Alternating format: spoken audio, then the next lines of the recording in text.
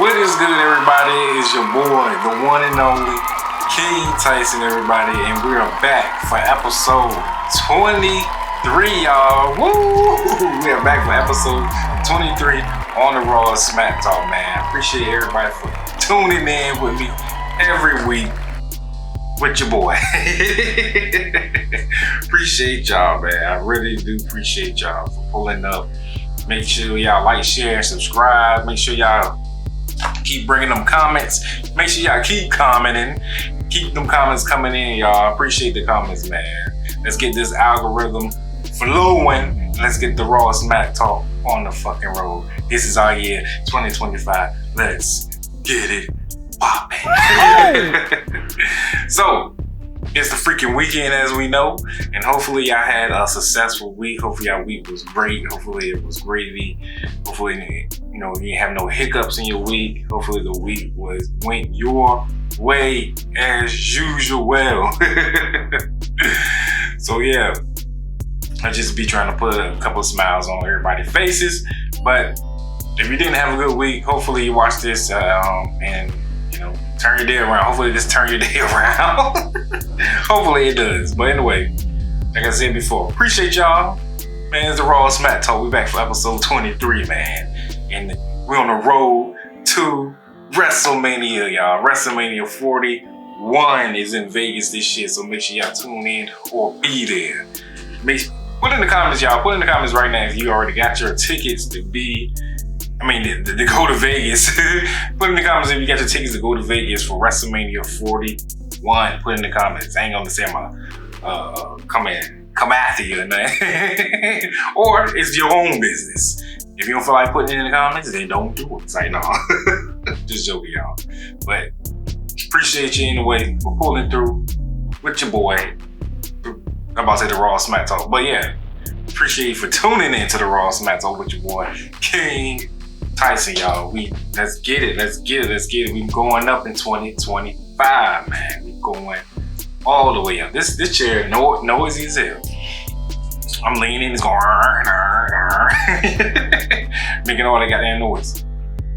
But anyway, y'all, we watched SmackDown. We're about to get into SmackDown. If you didn't watch it, I'm gonna give you a couple of highlights on what went the fuck down, y'all. What went down on SmackDown, y'all? SmackDown was crazy.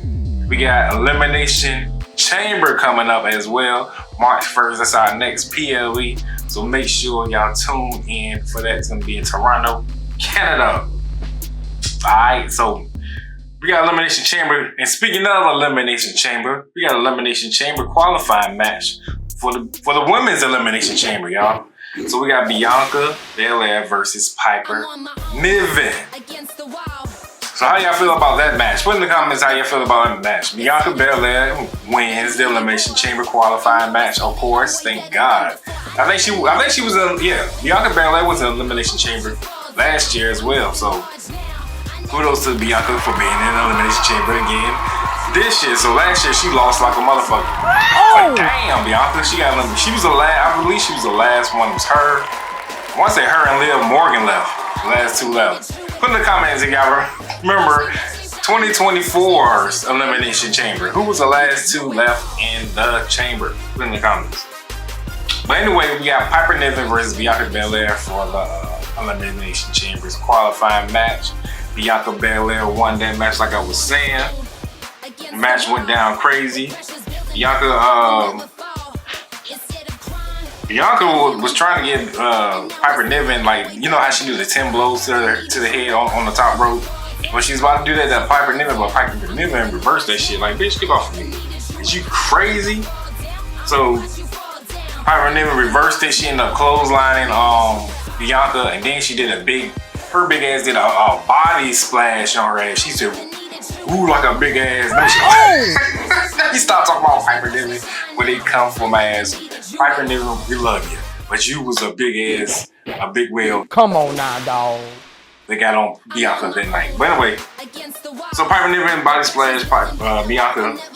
I'm surprised Bianca got up from that shit. But anyway. Bianca did a crossbody to Piper Niven from the ropes, from the ringside, man. damn, she did a goddamn body splash to her. And Piper Niven, I'm doing the highlights, y'all. I'm going over highlights if you don't know what's going down right now. So the highlights, Piper Niven did like a spinning body slam to Bianca. She spun her ass. That shit was sweet as hell. It was almost like Wade Barrett's move, if you remember. Like, not Wade Barrett, it's Baron Corbin's. Excuse me. Baron Corbin. His move was called 6 feet under, I believe. Yeah, it was called a 6 feet under, and she did something similar to that to Bianca. I was like, damn, she fucked her up. So yeah, she did that there, but Bianca built up momentum. She speared the shit out of her big back ass. She speared Piper Niven's ass. And Piper Niven did a body splash to Bianca. So she body splashed the shit out of her ass.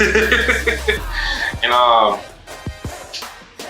after that, Bianca ended up getting the momentum again. She had Piper Niven on the top ropes, or in the corner rope, and she picked her big ass up in the air and gave Piper Niven the KOD, the kiss of death. Y'all know what it is. The KOD to Piper Niven.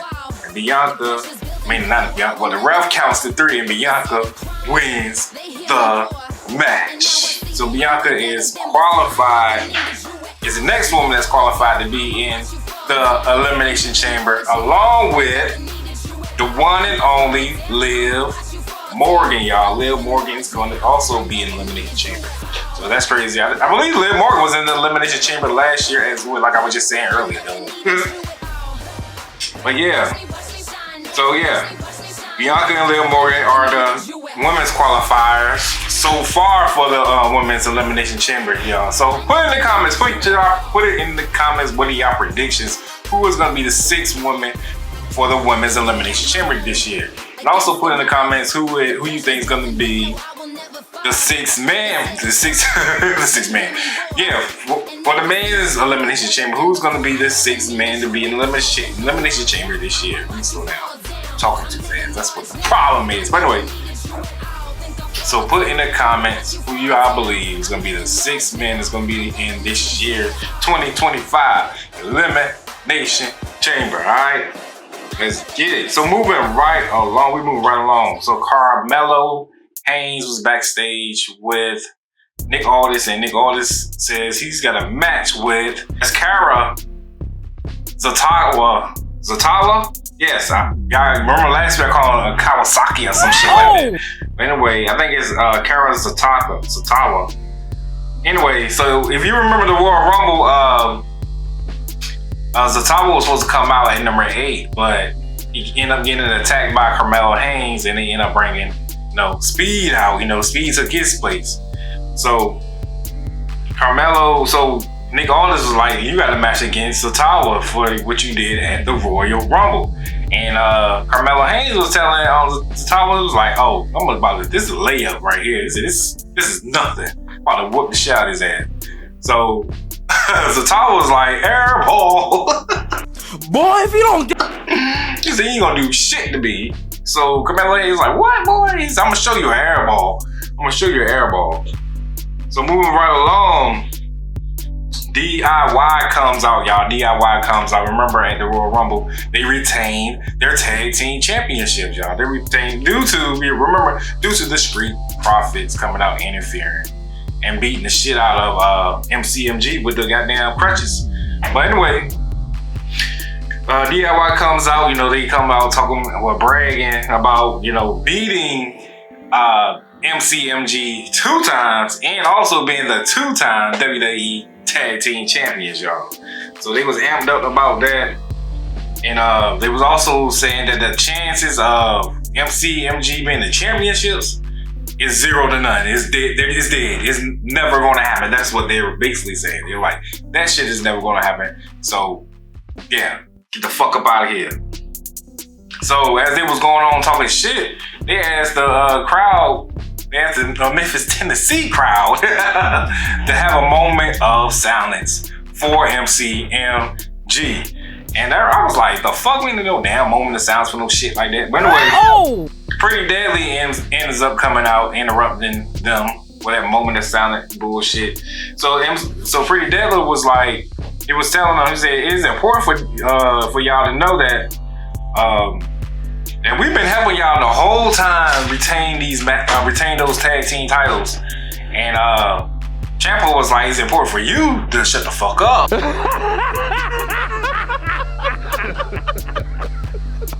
Because we having a moment of silence for MCMG. So, Nick Aldis comes out and he was like, no, this is what's going to happen. Nick Aldis says if Pretty Deadly wins this match against DIY, which is a non-title match, he said then DIY will be in for a title shot against DIY in the future. So we'll see if that happens. So moving right along, DIY versus Pretty Deadly. Pretty Deadly end up winning the match, y'all. So the stipulation was if Pretty Deadly win, they'll be in line for a title shot. So they end up winning the match. Anyway, the match was crazy. So before I get into the match, the WWE got a new sitcom coming up called LFG. It's called Legends and Future Greats. To me, it looked like it's gonna be, y'all remember the show Tough Enough? Remember they had Tough Enough with Stone Cold? I believe they had all the, all the popular wrestlers back in the day when they had Tough Enough. Tough Enough was the shit, because I used to watch that shit. And I was like, and I used to follow the upcoming wrestlers. So this is what LFG reminds me of. Legends and Future Greats. It starts February, I ain't writing the damn date, but I believe it's February 16th at 8 o'clock on A&E. So if you watch A&E, make sure y'all tune in February 16th to LFG, Legends and Future Greats. It's gonna be like a Tough Enough type shit. So for upcoming WWE Superstars, so make sure y'all tune in for that. And they got three, I guess I want to say hosts or mentors. Yeah, I'm gonna say the three mentors is gonna be Shawn Michaels, The Undertaker, and the one and only Bubba Ray Douglas. So yeah, that's gonna be something to see right there. So let's get into DIY versus Pretty Deadly. Like I was saying, Pretty Deadly won that match. We're gonna do the highlights of this shit. So Pretty Deadly was on fire. They stomped out Ciampa. They slammed Johnny Gargano. I mean, they was on fire, y'all. They clotheslined Ciampa, and then Pretty Deadly did some running tag team action to DIY, running back and forth across the ring and shit. And then they end up doing another tag team, like a little tag team finisher, and they end up doing a code breaker. Excuse me. They end up doing a code breaker to Johnny Gargano. I was like, damn, that move was sweet as hell. That movie was crazy. So later on in the match, Johnny Gargano ended up trying to distract, Pretty Deadly. He ended up pulling one of their hair. One of the members of DIY. One of the members of Pretty Deadly's hair. I don't remember their name is Prince. And I want to say Prince is Elon. I could be making a name, but it's Prince is somebody. Let me get their names and shit right. So, Ciampa rolled up Pretty Deadly, and he was using the ropes. But Pretty Deadly popped out of it, and then they rolled up Ciampa, and he used the ropes, and the ref counted to 3, and that was it. The match was over. Pretty Deadly gets a title shot. I don't know when they're gonna get the title shot. It might be at the Elimination Chamber, y'all. It might be at the Elimination Chamber. So tune in every week and we'll see. Tune in every week on SmackDown on the USA Network at 8 o'clock. We'll see what happens with Pretty Deadly. They need to start doing something because they've been trying to do all these stupid ass musicals and shit. Pretty Deadly needs to get back into fighting like they did today. We saw a different, not today, but like we seen on Friday night. We saw a different side of Pretty Deadly. Put it like that. That was a different side of them. They was fighting instead of that bitch shit. What did he say? Excuse me, I don't want to say it like that. That little weak ass shit they was doing. The name is cool though, but that pink and pretty shit, not for me. Anyway, moving right along, The Miz and Andrade was backstage, and The Miz was telling Andrade he needs to learn something from him. And Andrade told The Miz, he was like, I literally did learn something from you. He was like, and The Miz was like, yeah, right, unbelievable. Also, backstage with The Miz, it was Cody Rhodes. The Miz asked Cody Rhodes what he said, what if Jey Uso chooses you for WrestleMania? He was like, because you lose a lot of friends when you're champion. He said, if he chooses you for WrestleMania 41, will you still be Jey Uso's friend? So that's a good question, everybody. What do you think if Jey Uso chooses Cody Rhodes for WrestleMania? Will they still be friends? Will they still be homeboys? What will go down with Jey Uso and Cody Rhodes if that happens? But Jey Uso's leaning more towards Gunther. But we're going to have to see as the weeks play out, y'all. That shit crazy. So, as they was talking too, I seen Shinsuke Nakamura lurking again. It's like, what is up with Shinsuke Nakamura, y'all? What's up with Shinsuke? Put in the comments if y'all know what's up with Shinsuke. Alright. So Drew McIntyre comes out, and Drew McIntyre says he is now officially a SmackDown superstar. He's no longer on Raw. He said Raw was toxic for his ass. He said, I couldn't fuck with Raw. Raw was too toxic. So Drew, of course, he was pissed off about the Royal Rumble. He was talking shit, and he lost. Got thrown over the top rope by Damian Priest. And he was pissed off. He was one of the ones they were talking about, like, who stormed out and started, having a fit after the match. So when he was talking, he was saying, he's here for one person. I thought he was here for Damian Priest, but he said he's here for Cody Rhodes. He's here for the championship. I couldn't believe that shit.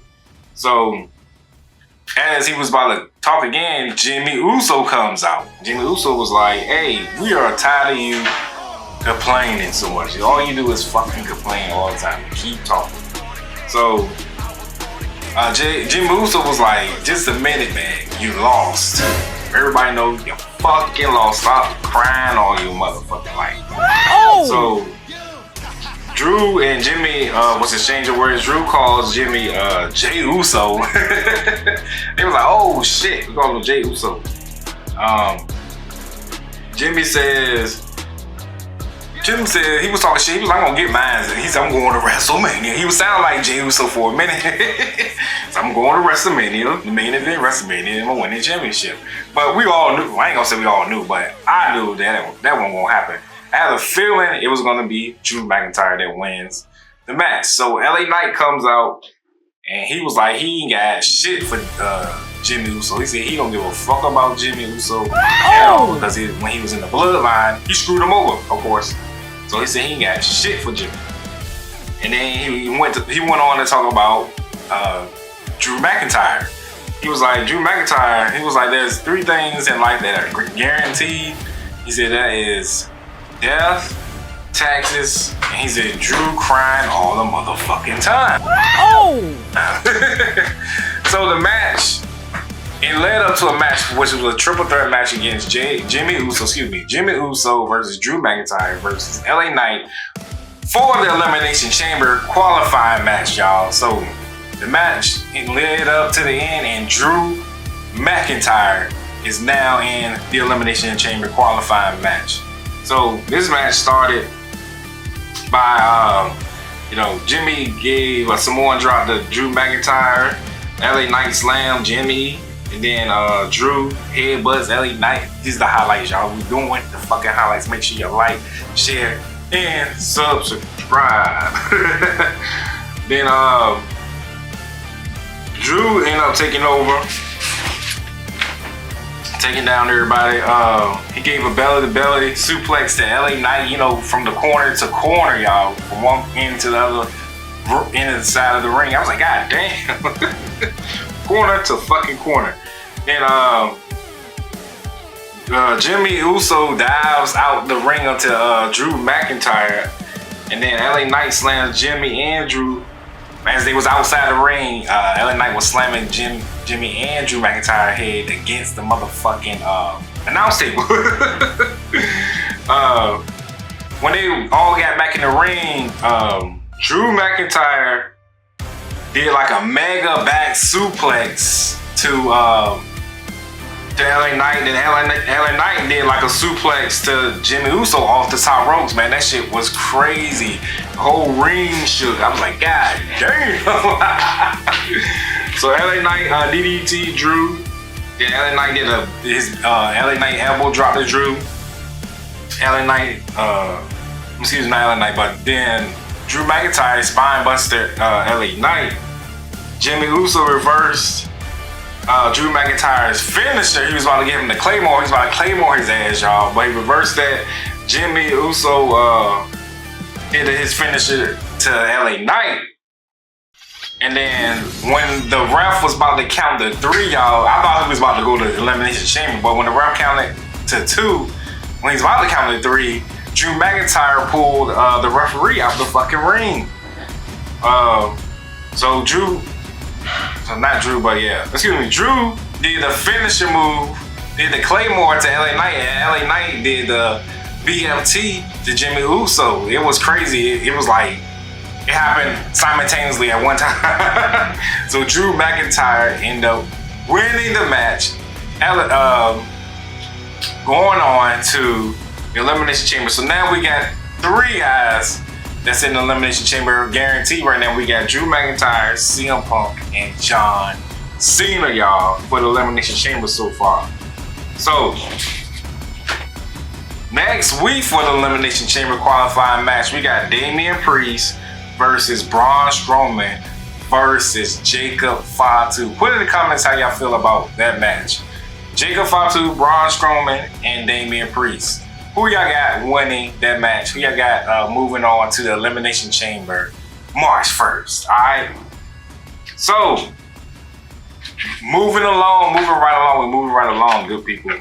KO had like a little video on X, and he blamed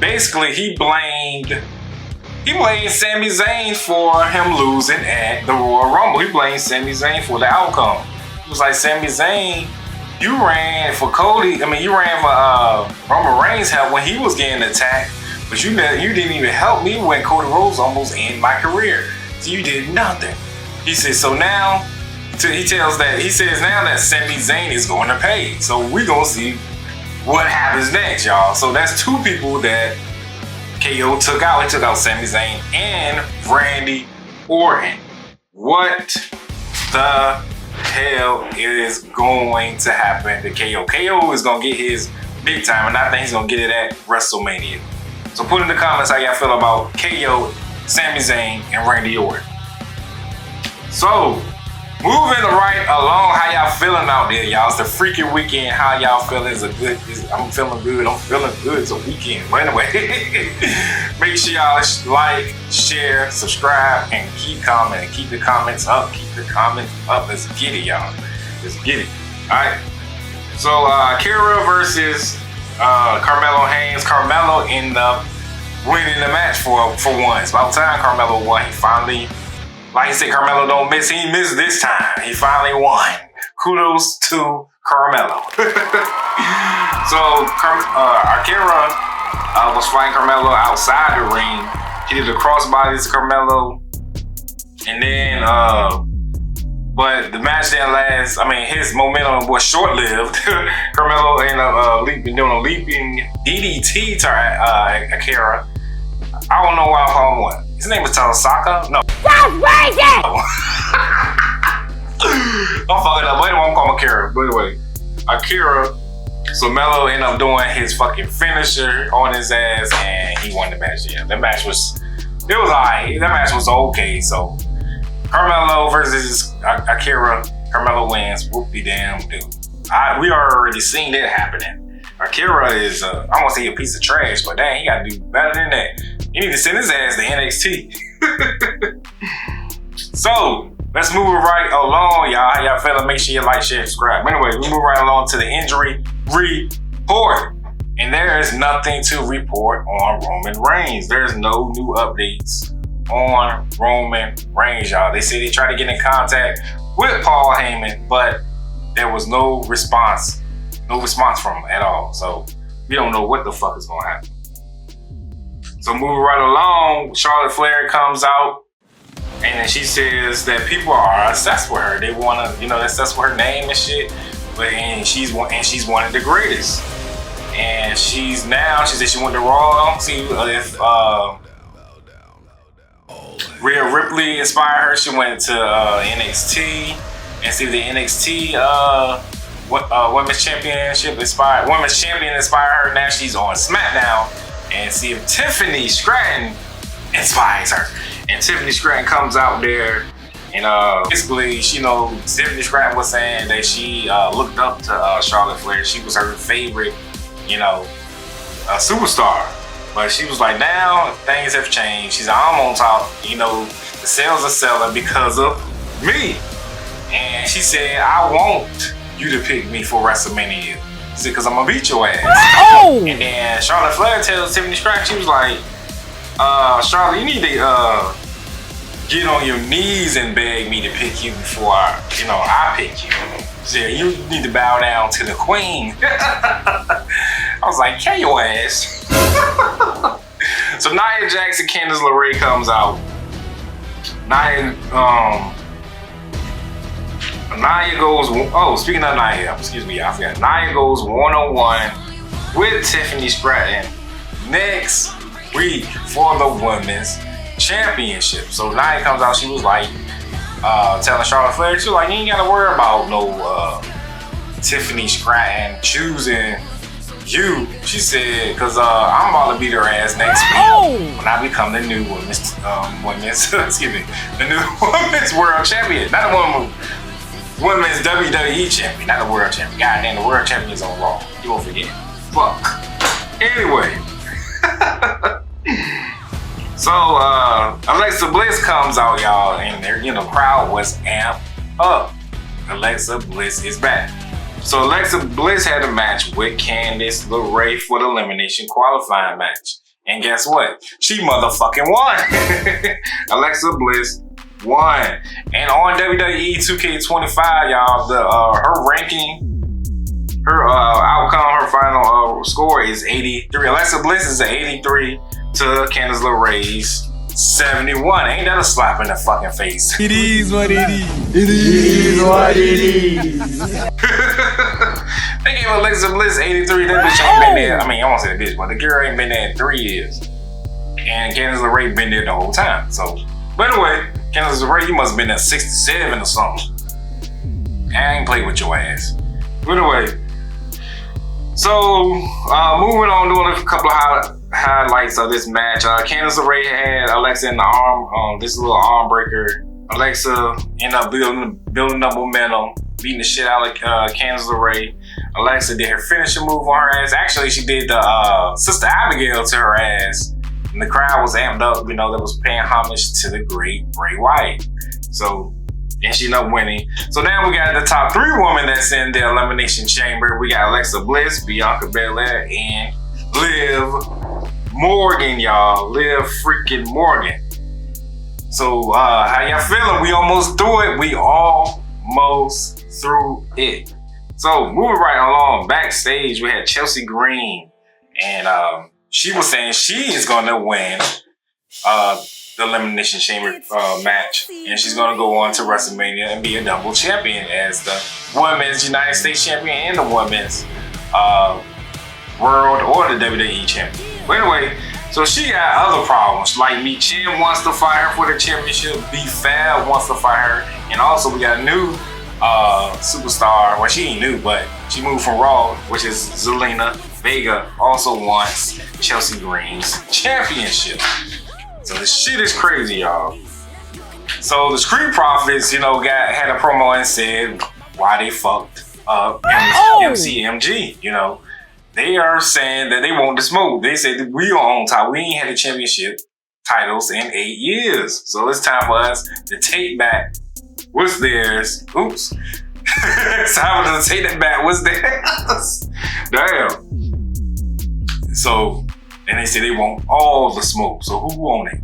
That's what they saying. Who the fuck want these problems right here? So the MCMG was backstage, had a little interview, and they was like, yeah, we heard what the fuck they said. And we gonna handle that motherfucking problem. Also, another problem came to hand was Elgato Phantasma. And they also was like, this is the Street Profits' fault. The Street Profits started all of this.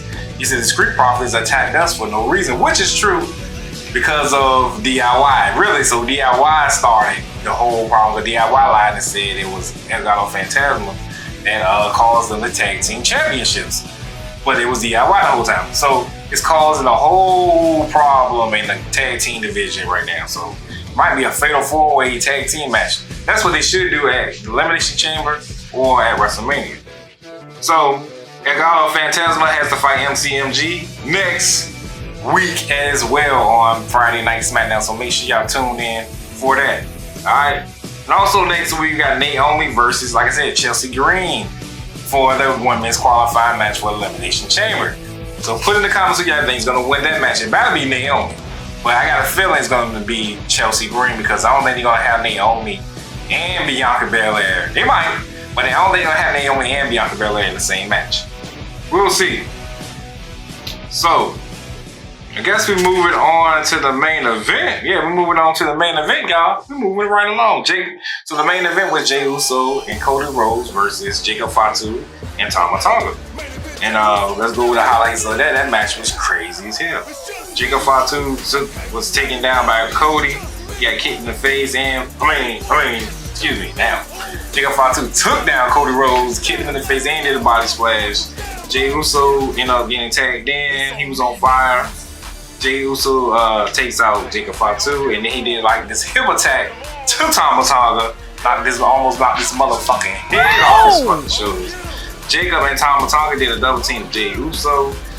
Jey Uso finally tagged Cody Rhodes back in. Cody Rhodes was on fire. He took out Jacob Fatu. He did the Cody cutter to Jacob Fatu as well. And but after he did the Cody cutter, Cody Rhodes pinned Jacob Fatu, and it only was the one count. The ref only counted the one. Jacob Fatu popped up so quick. The ref was like one. He just pushed Cody Rhodes in the air. I was like, God damn. So Tama Tonga does his finishing move to Cody Rhodes. Cody Rhodes pops up. Jay pulls Jacob out of the ring. Then Jey Uso dives out of the ring onto Jacob, and Jacob flies onto the announce table and shit. He flew all over the announce table. And then Cody Rhodes gave Tama Tonga the motherfucking crossroads, and the ref counted to 3, and that was the match. Cody Rhodes and Jey Uso wins the match. So Cody Rhodes was left in the ring by himself, y'all. And guess who showed up? Guess who showed up at the end? The one and only Solo Sikoa. Solo Sikoa gave him a solo spike to his ass. He spiked Cody Rhodes. So now, here we are again. The 3 years in a row. WrestleMania time. Solo Sikoa keep spiking this shit out of Cody Rhodes. So what's gonna happen? Y'all think Cody Rhodes and Solo Sikoa are gonna have a match at Elimination Chamber? Put in the comments. Put in the comments now if y'all think Solo and Cody Rhodes should have a match at Elimination Chamber. Alright? So we do it, y'all. We do it. We did it, man. Like I said, every episode, I appreciate y'all, man. I appreciate y'all for the show, for coming in and tuning in with your boy every week. And then make sure y'all keep commenting every week too, man. Comment, like, share, subscribe to your boy, the one and only King Tyson, the Raw SmackDown. Like I said, the next pay-per-view is Elimination Chamber. Make sure y'all tune in March 1st for that. We're going to get into that, as the weeks go by. And also make sure y'all pre-order your copy of WWE 2K25. I got the Bloodline edition. But anyway, y'all could have been anywhere in the world, but you're right here with the one and only King Tyson. I'll see y'all next time. I'm out.